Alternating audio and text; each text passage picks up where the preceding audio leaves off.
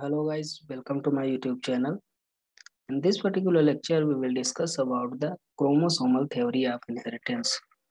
जैसा कि आप जानते हैं, ये हमारी सीरीज चल रही है 12th की एनसीईआरटी बायोलॉजी का।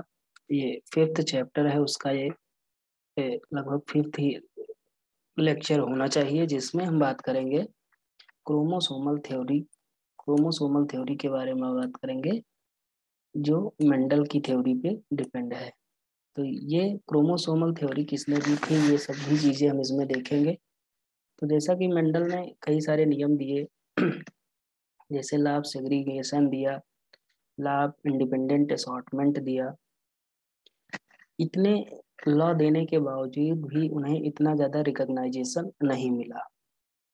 क्यों नहीं मिला? क्योंकि कम्युनिकेशन जो था मेंडल का, वो मतलब अपनी थ्योरी लोगों को समझा नहीं पाया अच्छे से, समझे। तो ये चीज लगभग 19 सेंचुरी तक, 1900 जो सेंचुरी थी, वहां तक ये क्या करे, उसको अच्छे से समझा नहीं पाए, एक्सप्लेन नहीं कर पाए, जिससे उन्हें क्या मिला, नहीं मिला, रिकॉग्नाइजेशन नहीं मिला, इतनी थ्योरी, इतने सारे प्रैक्टिकल करने के बावजूद भी। तो इसमें देखेंगे हम, Mendel published his book. Mendel, एक minute. Mendel published his work on the inheritance of character in 1865, but for several reasons it remained unrecognized till 1900. Firstly, communication was not easy. जैसा कि क्या था, कम्युनिकेशन नॉट इजी नहीं था, जिससे क्या हुआ, मेंडल जो है अपनी थ्योरी को अच्छे से एक्सप्लेन नहीं कर पाए, समझा नहीं पाए लोगों को, समझे। फिर क्या हुआ, in those days and his work could not be widely published. जिससे क्या हुआ, उनका जो वर्क था, उनके जो मतलब प्रैक्टिकल था, ये जो उन्होंने एक्सपेरिमेंट किया, वो बहुत ज़्यादा पब्लिसाइज नहीं हुआ, पब्लिश नहीं हुआ। तो एक तो मेंडल की थ्योरी को रिकॉग्नाइजेशन नहीं मिला, सबसे पहला कारण ये हो गया कि जो कम्युनिकेशन था वो इजी नहीं था। अब सेकंड कारण क्या था, हिज कॉन्सेप्ट ऑफ जीन और factor in Mendel words as stable और डिस्क्रीट यूनिट। जैसे कि जितने भी कैरेक्टर्स होते हैं वो जीन पे डिपेंड होते हैं, लेकिन उन्होंने इसको क्या कहा था, कोई एक स्टेबल है और डिस्क्रीट यूनिट है। क्या कहा, जीन को क्या कहा उन्होंने, डिस्क्रीट यूनिट कहा, that control the expression of a trait. उन्होंने कहा कि एक ऐसी डिस्क्रीट यूनिट है जो किसी भी ट्रेट को कंट्रोल करती है। of the pair would not blend with each other। और उन्होंने ये भी कहा कि जो, जैसे मान लीजिए F1 जनरेशन का हुआ, F1 जनरेशन में फर्टिलाइजेशन, F1 जनरेशन की प्रोजनी डेवलप हुई, तो उसमें क्या, कोई ब्लेंडिंग कैरेक्टर नहीं हुआ, समझे। कोई ब्लेंडिंग कैरेक्टर नहीं हुआ, तो आपस में क्या करे, वो कंपनसेट नहीं हो रहे थे, कुछ ऐसे कैरेक्टर, मेंडल का ऐसा कहना था। फिर उसके बाद क्या हुआ, फिर मेंडल ने थर्ड वाला जो था, Mendel approach of the using mathematics to explain the biological phenomena was totally new and unacceptable था। तो देखिए, जैसे हुआ क्या था कि जो मेंडल ने अपना जो ये एक्सपेरिमेंट पूरा दिया, ये मैथमेटिकली पूरा एक्सप्लेन किया, और उस समय के जितने भी साइंटिस्ट थे इनके विरोध में जो थे, उनको ये मैथमेटिकल फार्मूला ये सब नहीं समझ में आया, और वो नहीं चाहते थे कि मेंडल इसको मैथमेटिकली समझाएं। तो इसलिए क्या हुआ, वो अनएक्सेप्टेड किया गया। फाइनली लास्ट में क्या हुआ, दो Mendel work suggested that the factor gene work is discrete unit. Mendel ने जीन को क्या कहा, डिस्क्रीट यूनिट कहा। He could not provide any physical proof. उन्होंने कोई फिजिकल प्रूफ नहीं दिया जीन के एग्जिस्टेंस का, कि और ये भी नहीं बताया कि वो किस चीज के बने हैं। मतलब जीन के बारे में उन्होंने बताया, डिस्क्रीट कैरेक्टर कहा या फैक्टर्स कहा, और ये भी नहीं, उसकी फिजिकली कोई प्रूफ भी नहीं दिया, और कोई एग्जिस्टेंस के बारे में उसकी, और उसके वो किस चीज के बने हैं ये भी नहीं मेंडल ने बताया। उसके बाद तीन साइंटिस्ट आए, मेंडल इन 1900 3 scientist D Hugo de Vries आए, कॉरेंस आए, एंड वॉन शेरमार्क, ये शेरमैक करके थे। उन्होंने क्या किया, रीडिस्कवर्ड किया, independently rediscovered Mendel result on the inheritance of the character. और उन्होंने क्या किया, रीडिस्कवर किया, मेंडल के जो थ्योरीज थी उनको रीडिस्कवर किया on the basis of inheritance character, जो इनहेरिटेड कैरेक्टर थे उनके बेसिस पे उन्होंने फिर से किया, इसको रीडिस्कवर किया। Also by this time, due to advancement in the microscopy that were taking place, scientists were able to carefully observe that the cell division। और अब हुआ क्या, क्योंकि जब 1900 के बाद जब ये तीनों साइंटिस्ट काम किए, तब क्या ये जो माइक्रोस्कोप थी इसका डेवलपमेंट हो चुका था, इसकी डिस्कवरी हो चुकी थी, तब इनको और भी आसानी हो गई सेल डिवीजन को देखने में।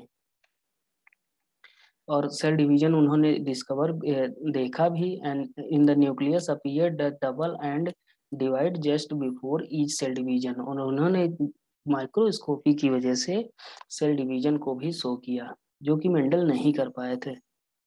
दीज वर कॉल्ड क्रोमोसोम, और उन्होंने क्या कहा, उन्हें क्रोमोसोम कहा। एक कलर बॉडीज थी and they were visualised by staining, और वो स्टेन से नजर आ गए माइक्रोस्कोप में।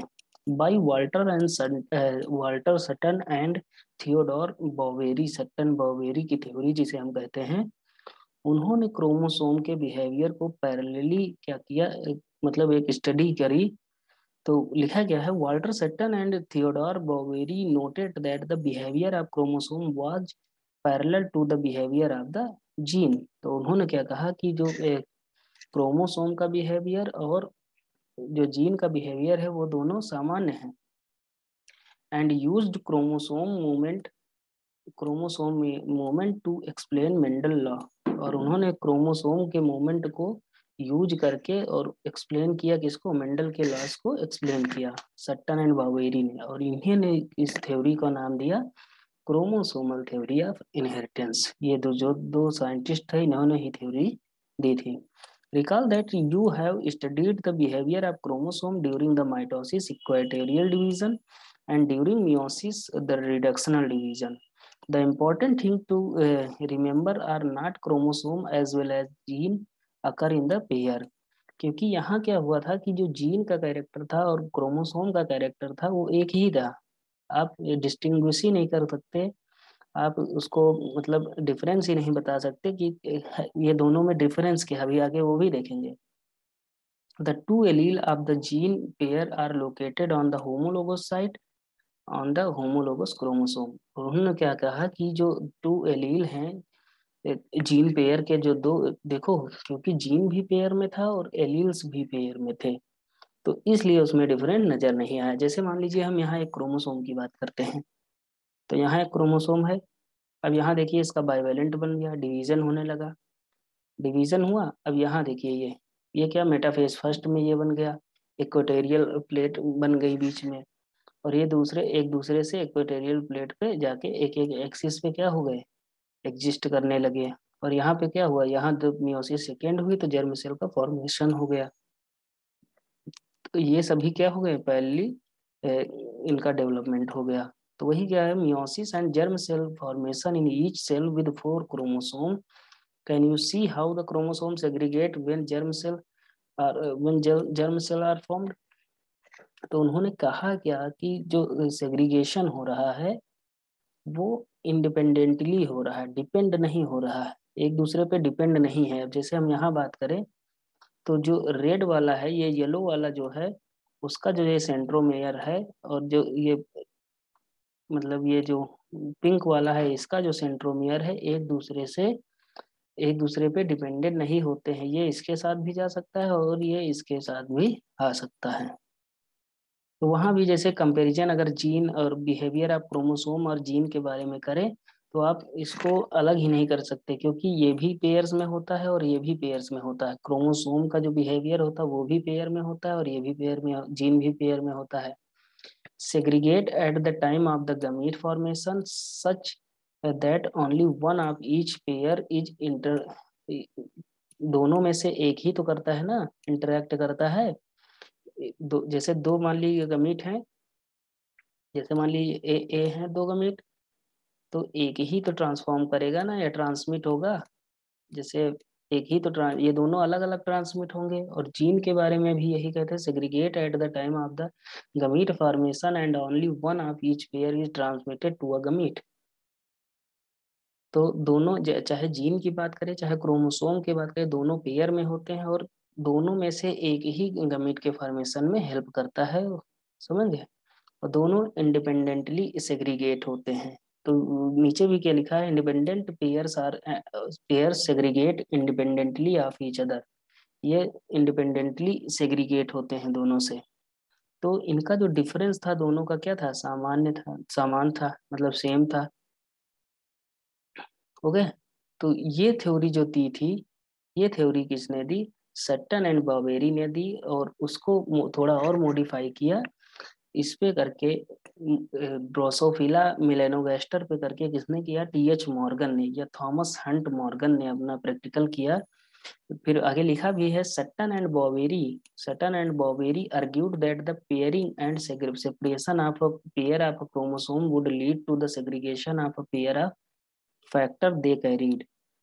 जैसे मान लीजिए कोई कैरेक्टर है, जैसे मान लीजिए हम ड्रोसोफिला की बात करें तो एक स्मॉल होगा एक कैपिटल होगा, जो स्मॉल है वो मेल है और जो कैपिटल है वो फीमेल है। तो यहाँ पर क्या है, एक क्रोमोसोम का एक या जीन का कोई एलील का एक ही तो फैक्टर होगा, वो रिस्पॉन्सिबल होगा इसके लिए। कोई भी फैक्टर जो कैरी करते हैं वही तो रिस्पॉन्सिबल होगा। सट्टन United the knowledge of chromosomal segregation.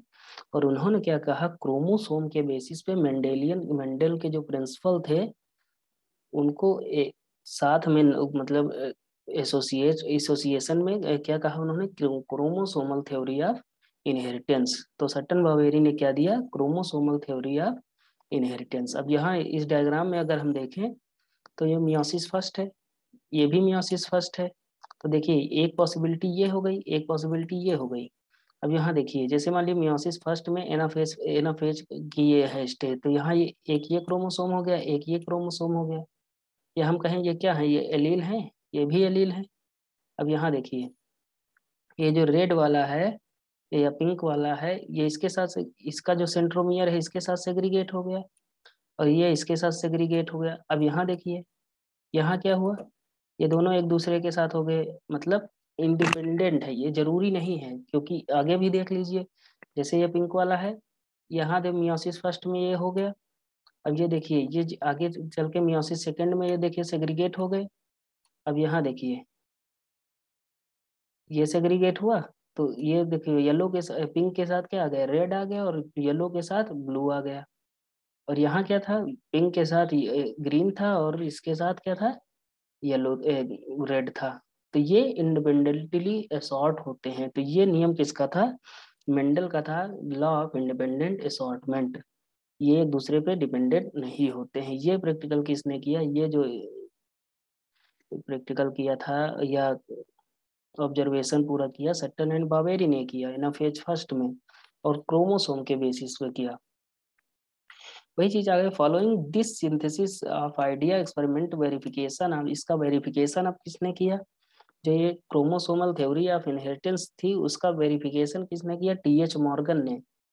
और टीएच मॉर्गन और उसके जो कलीज थे उन्होंने क्या किया, let to discovery the basis of the variation that the sexual reproduction produced.